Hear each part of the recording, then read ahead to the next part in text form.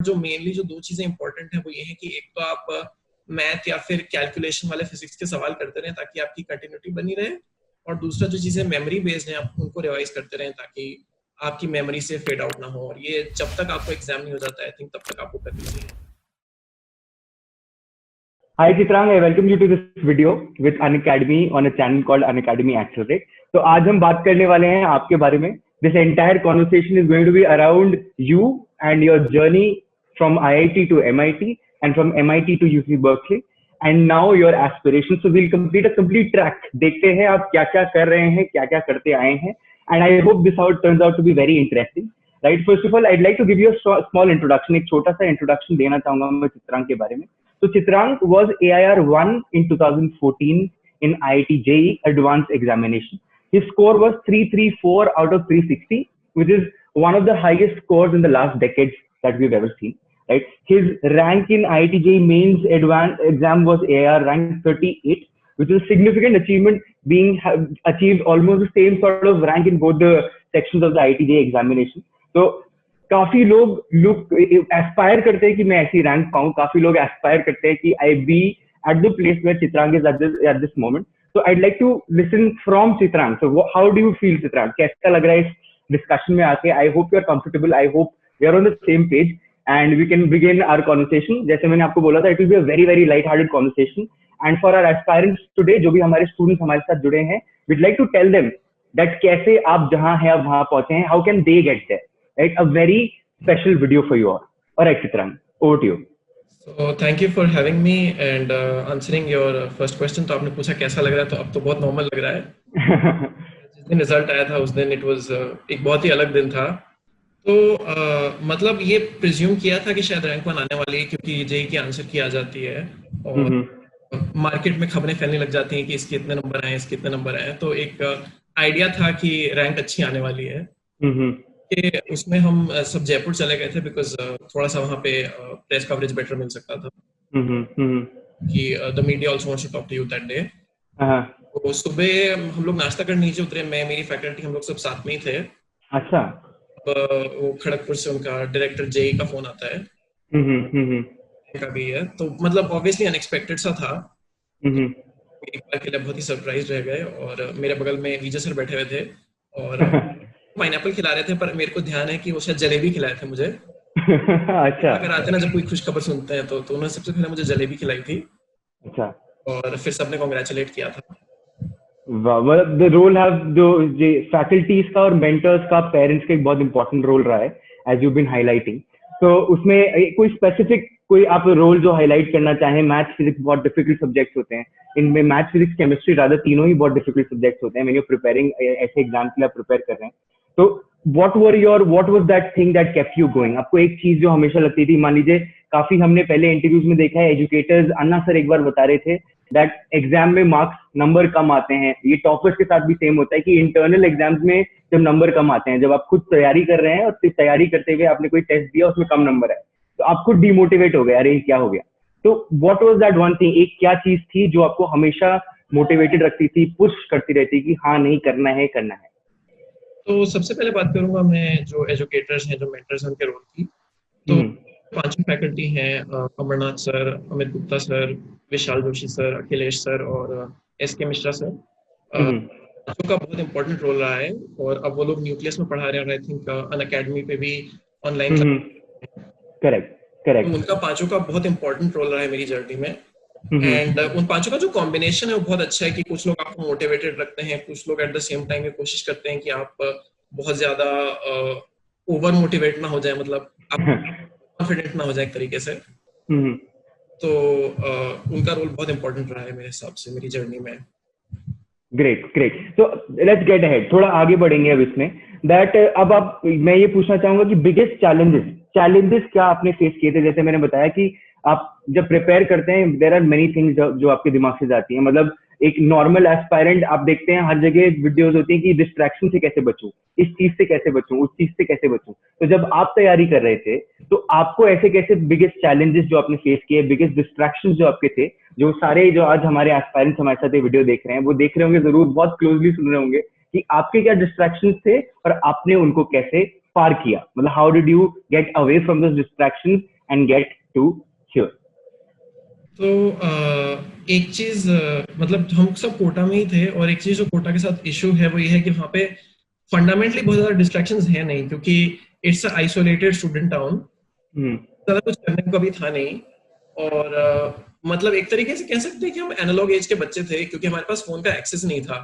मैं आपको यूट्यूब पे भी नहीं कह सकता हूँ कि आप यूट्यूब मत देखिए, क्योंकि इम्पोर्टेंट रिसोर्स नाउ।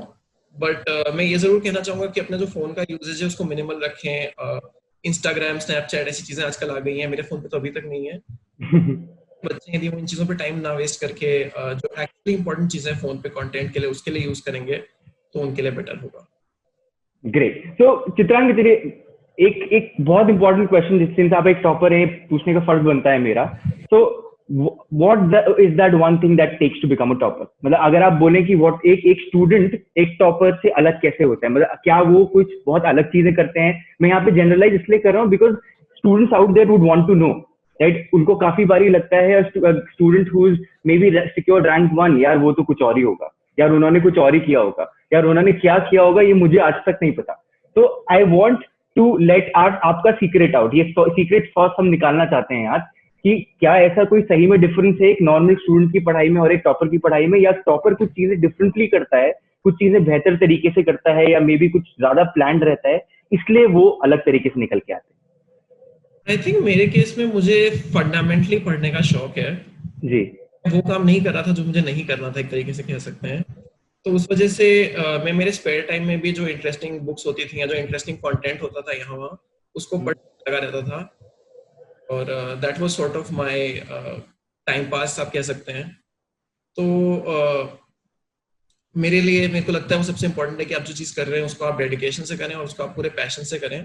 तो ये है कि जैसे जब आप कोई टॉपिक पढ़ रहे हो एडवांस के लिए, तो बहुत आसान है कि आप साथ में सीबीएसई और मेंस के लेवल पे भी वो टॉपिक कर लें, ताकि आपको तीनों अलग अलग से ना करने पड़े। तो जैसे कुछ टॉपिक्स में डिफरेंस है मेंस, सीबीएसई और एडवांस में, पर बहुत ज्यादा डिफरेंस नहीं है, तो आप तीनों को एक साथ लेके चल सकते हैं। उससे आपको मल्टीपल टाइम्स उस चीज को करने की एफर्ट नहीं लगेगी। दूसरी चीज जो बहुत इंपॉर्टेंट मुझे लगती है वो है टाइम मैनेजमेंट, कि आप किस तरीके से अपना टाइम हर दिन डेडिकेट करते हैं। तो एक चीज जो अक्सर हम देखते हैं वो होती है बच्चों के साथ, वो ये होती है कि जैसे आपको कोई टॉपिक पसंद है या कोई सब्जेक्ट पसंद है तो आप उस पर तो बहुत सारा टाइम स्पेंड कर देंगे, और जो टॉपिक आपका वीक एरिया है आप उस पर टाइम नहीं स्पेंड कर पाते हैं। तो उस बैलेंस को बना के चलने की बहुत ज्यादा जरूरत है। और मैं तो उल्टा रेकमेंड करता हूँ कि जैसे आपको लग रहा है कि टॉपिक आपका वीक है तो you spend more time on that, बनस्बत इसके कि आप बहुत सारा टाइम उस पर स्पेंड करें जो आपको पसंद है। जैसे मुझे फिजिक्स पसंद थी और केमिस्ट्री थोड़ा सा वीक था, स्पेशली इनऑर्गेनिक मुझे लगता है मेरे केस में, क्योंकि उसमें याद ज्यादा करना होता है। तो मैं सबसे ज्यादा टाइम शायद इनऑर्गेनिक को याद करने में लगाता था। अच्छा, तो मतलब आपकी डिफिकल्टीज इनऑर्गेनिक केमिस्ट्री में आप फेस करते थे, तो कैसे आपने उसको ओवर किया? मतलब क्या आपकी स्ट्रैटेजी थी इनऑर्गेनिक केमिस्ट्री की डिफिकल्टी को ओवरकम करने के लिए? कुछ स्पेशल आपने उसके लिए कुछ मे बी बॉडी है कि आपने कुछ अपने आप ही फिगर आउट किया कि I lack it this, so maybe this is how I can do it, or simply it was a process of memorization? हाँ, तो दोनों चीजें, एक तो विशाल सर की टीचिंग बहुत अच्छी है, और दूसरा there is the memorization aspect. तो मेमोरी का तो यही है कि आप जितनी बार उसको पढ़ते जाएंगे और समझते जाएंगे उतना आपके लिए अच्छा है। तो there is a continuous cycle of मतलब उसको बार बार याद करना, बार बार उसको लगाना। और कई बार हम जैसे छोटे कागजों पे लिख करके अपने स्टडी टेबल के सामने उसको चिपका देते थे, दिखता रहे बस, तो उससे ही शायद मेमोरी में बैठ जाए। अच्छा चित्रांग, आपका रूटीन क्या था? अगर मैं रूटीन की बात करूं, आप डे टू डे जब 13-14 में आप तैयारी कर रहे थे, what was your day to day routine? I am sure कि इतना अमेजिंग रूटीन ना हो, बट आई एम श्योर कि जो भी हुआ इट वाज यूजफुल। तो अगर आप उसको एस्पायरेंट्स के साथ शेयर कर पाए, they can take some things out of it, कुछ चीजें वो उसमें से ले पाएंगे। मतलब बाय एंड लार्ज मेरा रूटीन बहुत बोरिंग था। सो सुबह के टाइम में क्लासेस होती थी, हम वापस दिन दोपहर में आते थे, लंच वंच करते थे। जो थोड़ा बहुत रिलैक्स करना होता था वो लंच पे जैसे टीवी देख लिया, कुछ कर लिया, ताकि आप बहुत ज्यादा टाइम एंटरटेनमेंट पे वेस्ट ना करें। जो लंच का टाइम या डिनर का टाइम है आप उसी पे अपने आप को रिफ्रेश कर पाए। दिन में एक आधा घंटा फिर और रेस्ट करना हो तो कर लिया। उसके बाद आप जो भी होमवर्क या जो आपके उस दिन की पढ़ाई आप वो कर लें। फिर डिनर, और बीच में एक आध घंटा यदि आपको रिलैक्स करने के लिए कुछ खेलना हो तो आपने वो कर लिया। हाँ, पर जब कोई प्रिपेयर कर रहा है, आई थिंक जेई के लिए स्पेशली, तो उसका रूटीन बोरिंग ही लगना चाहिए। आपका रूटीन बहुत इंटरेस्टिंग मुझे लगता है, तो आप शायद कुछ गलत कर रहे हैं। नहीं, completely agreed. Talking about your journey for IIT Bombay, मतलब लेट्स से आपने बताया कि हाउ वाज आपका रिजल्ट आया, जो हमारी एक्साइटमेंट उस समय पे थी। अब हम आईआईटी बॉम्बे हैं, फॉर द फर्स्ट टाइम आप अपना ड्रीम अचीव करके एक ऐसे कॉलेज में जा रहे हैं जो आप हमेशा देखना चाहते थे।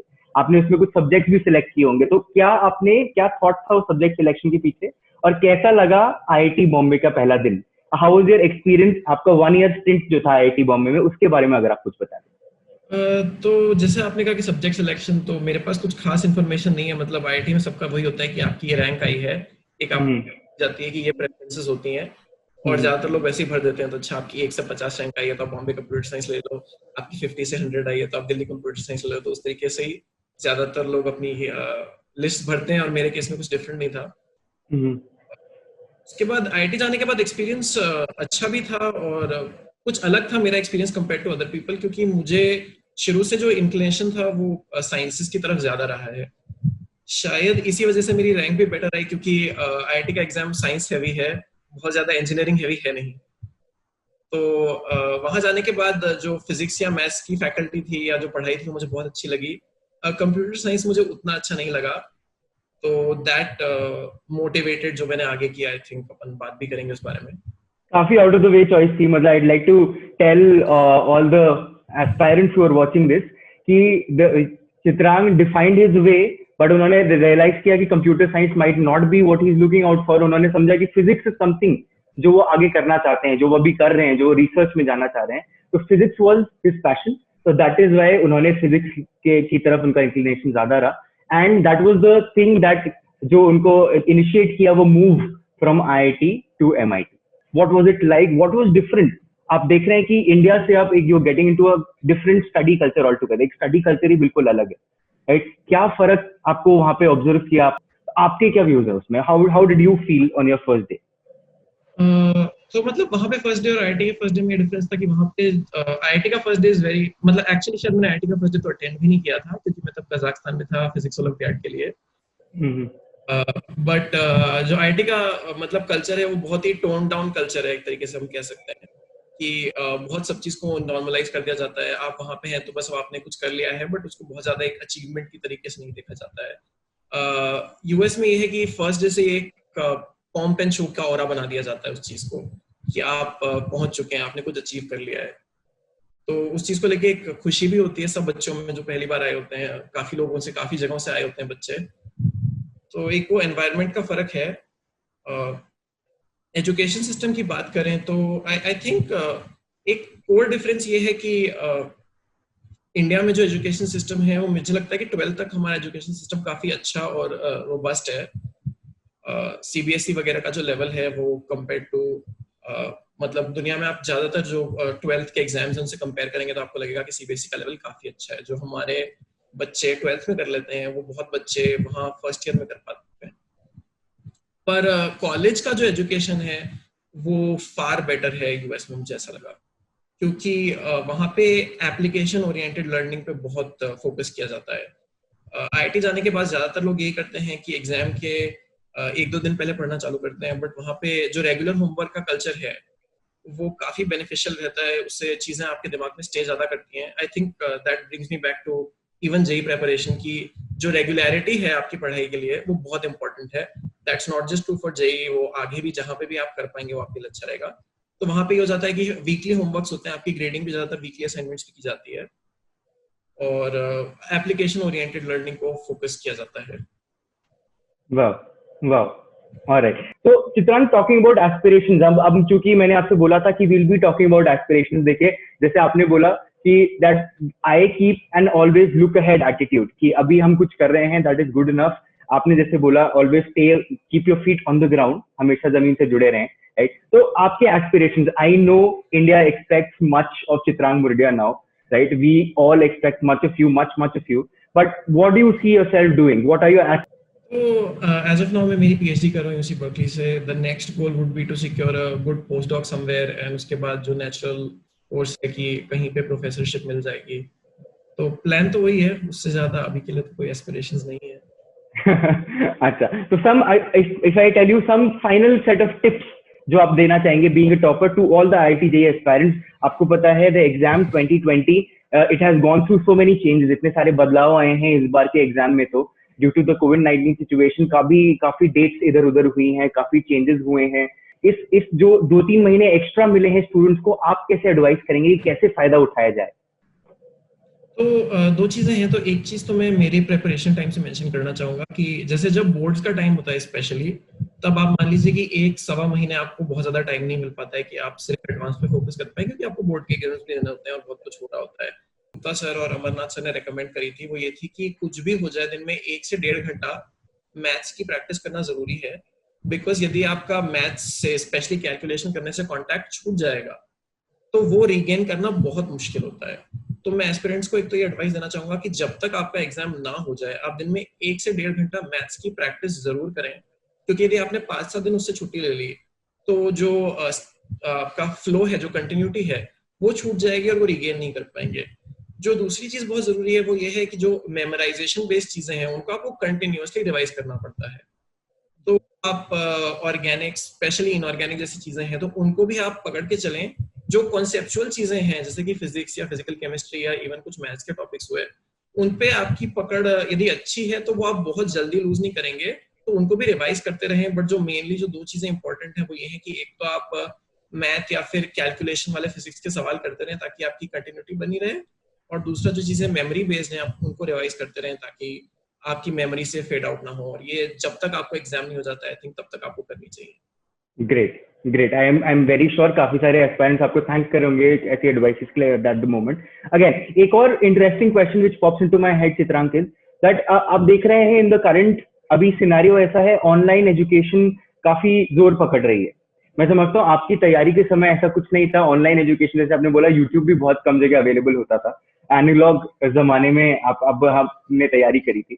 तो वही अब देखिए, अब तो देखिए मॉडर्न जमाना आ गया और इस हालात की वजह से ऑनलाइन एजुकेशन को भी काफी पुश मिला है।